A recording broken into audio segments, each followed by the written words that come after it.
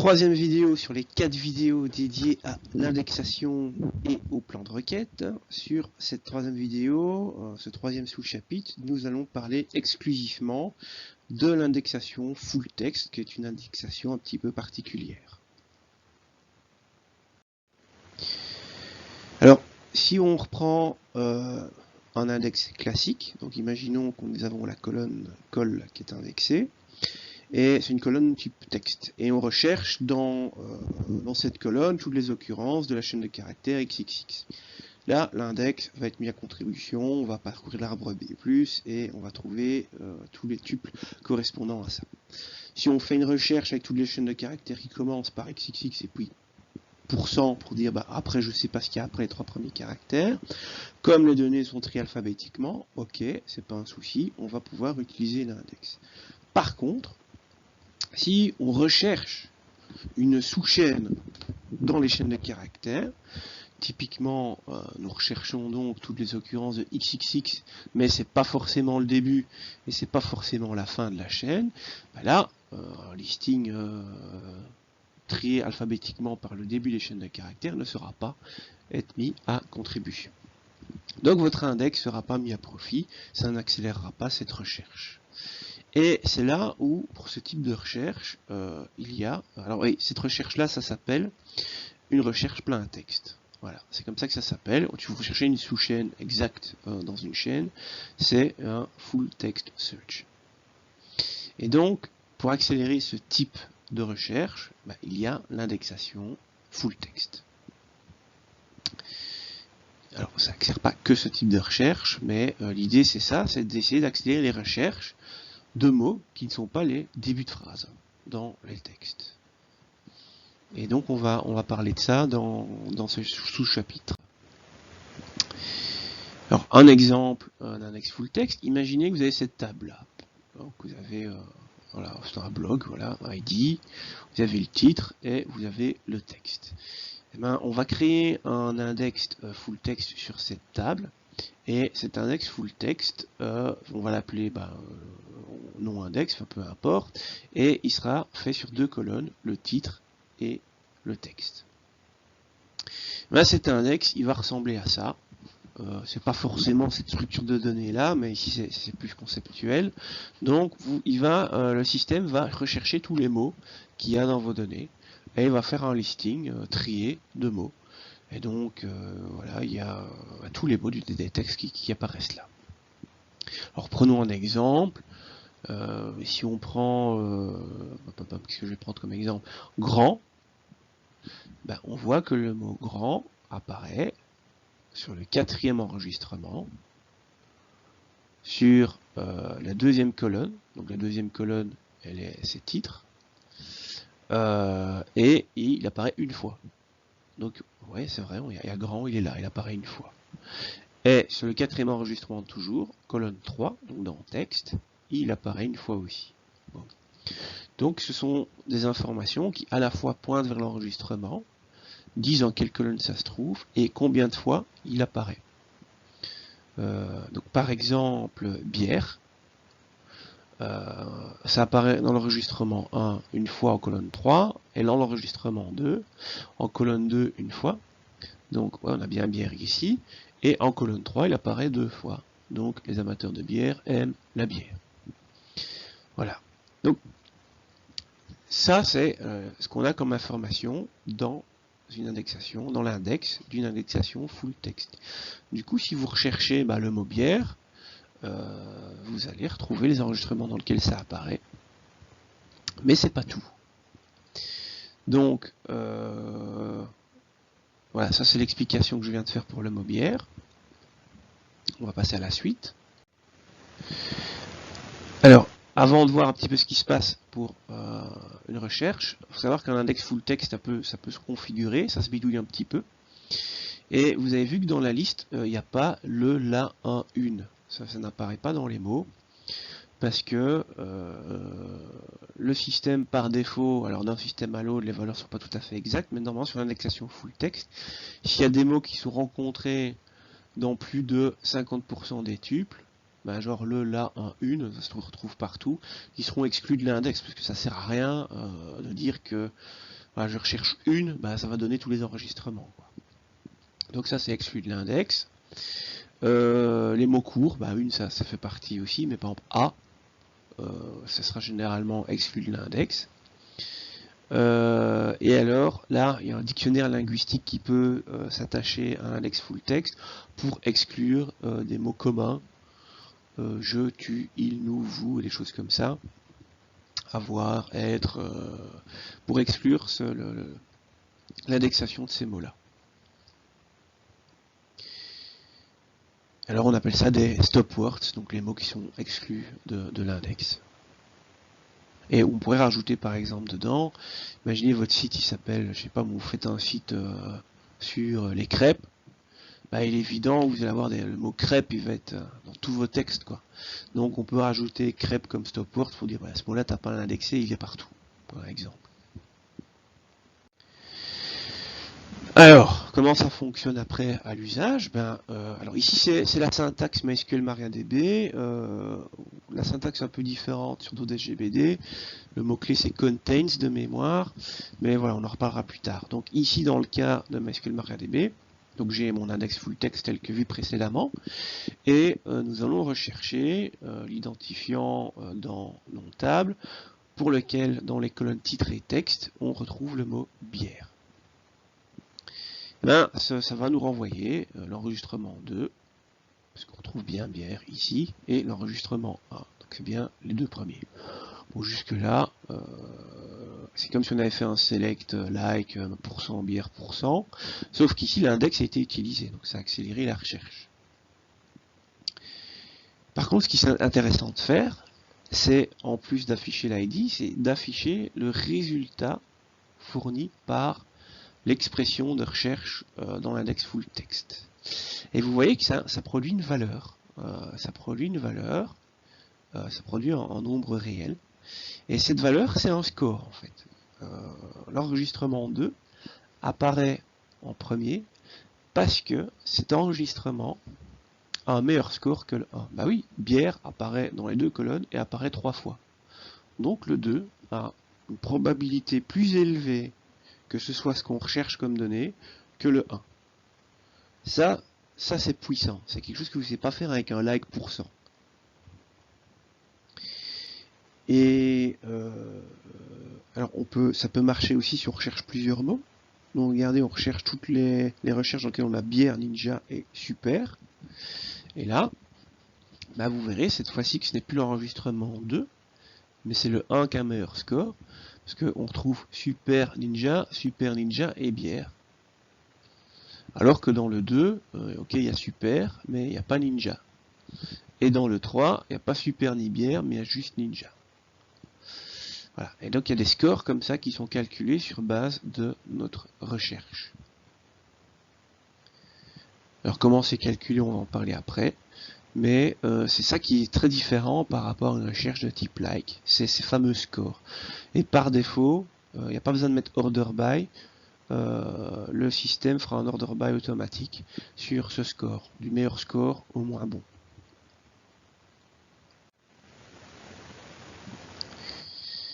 Alors attention, regardez, on peut forcer l'ordre d'apparition des mots. Donc si vous regardez bien ici dans la clause, on a l'apostrophe pour dire je débute ma chaîne de caractères, puis on a guillemets, guillemets, apostrophe.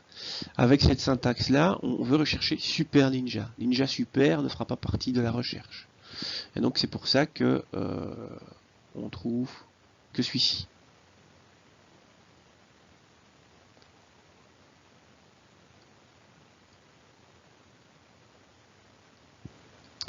Et donc, si j'inverse l'ordre des mots, vous voyez que ninja super, on trouve rien. Le résultat est vide. Attention que ici, à chaque fois, j'utilise titre texte au niveau de la recherche, les deux colonnes. Donc du coup l'index fait sur titre et texte sera mis à profit. Par contre si je fais un match text against, donc une partie de l'index, ça marchera pas parce qu'il faut un index pour la colonne texte toute seule dans ce cas là. Mais il est courant avec les indexations full text d'indexer le titre des articles ainsi que le contenu, éventuellement le résumé, la description, tout ça. Parce que ce qu'on recherche, nous, c'est un article en particulier et pas du contenu de l'article. Le but, c'est d'afficher ensuite l'article. C'est de faire un pseudo-moteur de recherche, c'est ça l'idée. Alors, idem si vous recherchez que sur titre tout seul, même si c'est le début, c'est pas comme les index classiques où si vous indexez titre, virgule texte avec un index classique, les recherches par texte seront pas accélérées, mais les recherches par titre tout seul seront accélérées vu que c'est le début de l'index. Ici, avec un index full text, c'est pas comme ça que ça fonctionne. Donc, si vous voulez faire un index full text sur titre et texte, il faut faire des recherches sur titre et texte. Si vous voulez faire une recherche sur titre tout seul, tant pis, il faut faire un autre index à côté avec titre tout seul. Donc, faut pas oublier ça. Alors, comment fonctionne ce score? Voilà, donc si on prend l'exemple ici avec le score, comment va-t-on calculer le score sur la recherche via bière? En tout cas, avec MySQL et le moteur de stockage InnoDB, la façon de faire est la suivante. Donc l'enregistrement, le 2, il obtiendra un score de 0,27. Alors, 3, c'est le nombre d'occurrences dans l'enregistrement. Donc bière apparaît 3 fois. Ensuite, 4, c'est le nombre d'apparitions du mot dans toute la table. Le système il sait combien de fois le mot apparaît dans l'index, donc du coup dans toute la table, et bière il apparaît 4 fois dans toute la table, parce qu'il apparaît là aussi. Ensuite, le 2, vous voyez, c'est le nombre d'enregistrements qui contiennent le mot recherché, donc on a bien 2 enregistrements dans lequel il y a bière. Et avec cette formule-ci, ça vous donne un score. Et donc le score le plus élevé sera le score le plus probable, sera la probabilité les plus élevée que ça corresponde à ce que vous recherchez comme information. C'est assez trivial, mais c'est comme ça qu'InnoDB fonctionne.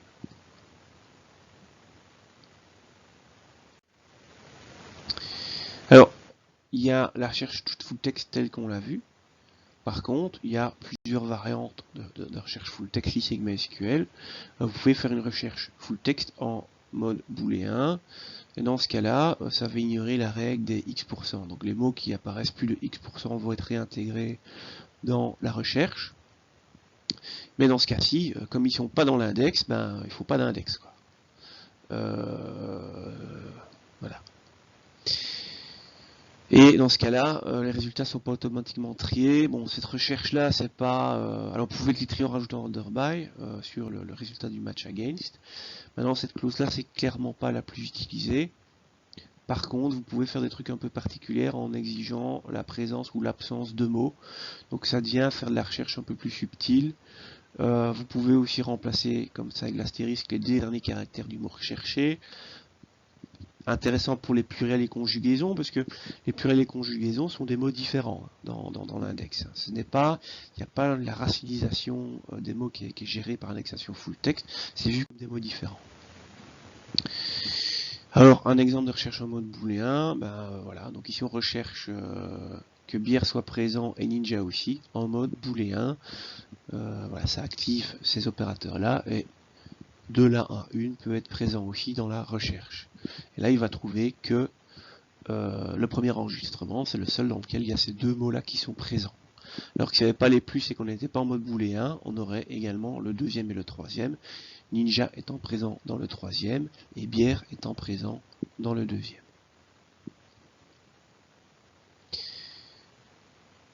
Voilà, donc ici c'est sans les plus. Vous voyez que sans les plus, on a bien 1, 2, 3. Avec les plus, ils doivent être là, donc on n'a que l'enregistrement. Et on veut rechercher M avec M. Où est-ce qu'on trouve M dans ici? Donc on a là, ok. Donc on voit qu'on a une conjugaison différente du verbe aimer, et du coup on écrit M avec petit astérisque, et il va alors trouver les deux enregistrements. En gros c'est l'équivalent du pourcent des requêtes like. Ils n'ont pas pris le même caractère, je ne sais pas pourquoi, mais voilà, c'est l'astérisque dans ce cas-ci. Et une que j'apprécie particulièrement, c'est la recherche full text avec extension de requête. Ça, c'est un outil très puissant. Et quand vous faites une recherche comme ça, elle va se dérouler en deux phases. Premièrement, une recherche full text classique qui est effectuée, la recherche full text naturelle. Et ensuite, le résultat produit par cette première recherche est réinjecté dans un match against d'une seconde recherche full text. Alors en exemple, ça donne ceci. Donc il faut rajouter le mot-clé with query expansion, vous le voyez ici en jaune. Et donc je vais rechercher le mot bière. Bière va me trouver, donc je vais le prendre ici en bleu, hein. Bière va me retrouver tous les éléments dans lesquels j'ai bière. Pop, pop, pop. Donc je vous dirai le 1 et le 2. Et ensuite, le contenu complet de ce que j'ai récupéré est injecté dans un match against, donc à la place de bière, pour une seconde recherche full text. Et donc il va rechercher super, ninja, bleu, M, amateur, et ainsi de suite. Du coup, vous voyez que dans les résultats, on a bien le 1 et le 2 qui apparaissent, avec un gros score, hein, parce qu'on recherchait bien. Mais il y a également l'enregistrement 3 qui apparaît, parce que, oui, il y a Ninja qu'on a recherché, Ninja c'est là. Voilà. Et donc, là, et dans le 4, on voit qu'il n'y a pas de Ninja, il n'y a pas d'amateur, pas de bière, rien, il n'y a aucun des mots-clés des deux premiers, donc on ne va pas le trouver. Donc, ça permet de, si vous tapez un mot-clé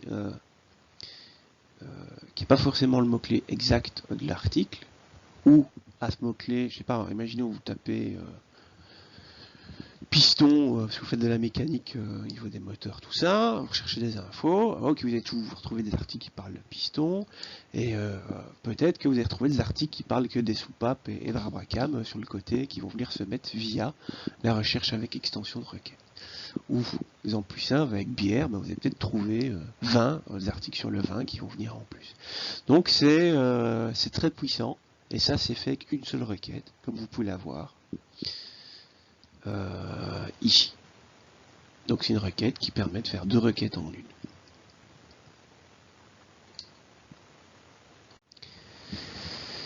Alors les exemples précédents, donc c'était du MySQL MariaDB avec le match against. Tous les serveurs n'ont pas cette syntaxe-là. Par exemple, SQL Server, c'est le mot-clé contains. J'ai en tête qu'Oracle aussi, et de mémoire, PostgreSQL, c'était match against, puis ils ont rajouté contains, si je ne me trompe.